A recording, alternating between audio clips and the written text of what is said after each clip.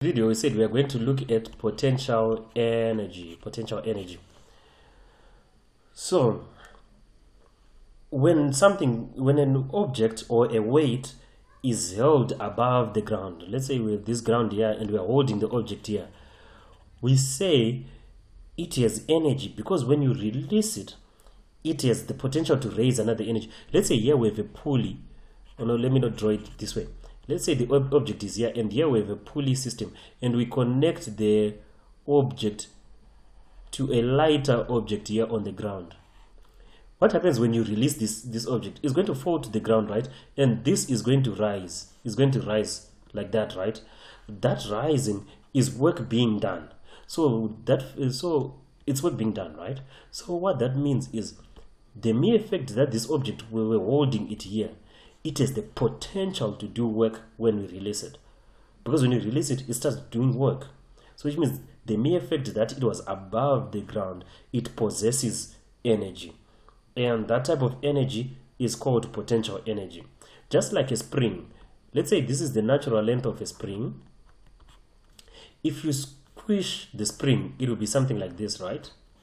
And if you release it, let's say there's an object here. If you release the spring, it's going to push that object there. The mere fact that it has managed to push this object off, it means that it has done work on that object. So it means by squishing a spring, we've given it the potential to do work once we release it. And this is because of the displacement of the atoms in the spring itself. So here it was the potential energy, the potential to do work was coming from this object being above ground.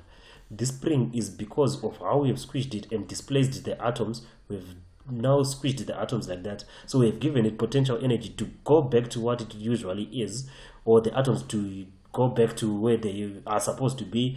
And by going back there, they are doing work. This object, by falling, it is doing work. So this work is called potential energy. And for this object here, it is equal to the work done by this machine or whatever it is by raising the other object, right? So if let's say if the mass of an object is m and the object is raised here, so let's say this is the mass, it is m, and it is held stationary at a height of h,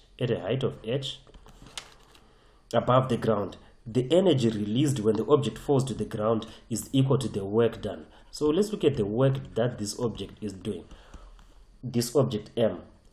Work done is going to be force times distance. But what is the force that is working on this object when you release it? The force is going to be the force of gravity.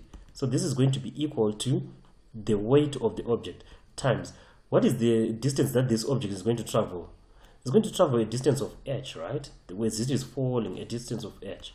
So this is equal to mg, which is the weight, times the height, which is that. And that is equal to the formula for potential energy. Potential energy, the energy that it can do when you release it, is given by mgh. This falling object is going to be given by mgh. For the spring, we are going to see later in the section for the spring what the potential energy is for the spring. But for the falling object, it's just going to be equal to mgh. If the weight was 50 newtons and the height was 4 meters, the potential energy is equal to 200 joules. So that's pretty much it. That's pretty much it for potential and kinetic energy. In the next video, we are going to do an example, an interesting video, because these are a bit straightforward. The next video, we are going to do an interesting example. So let's see in the next video.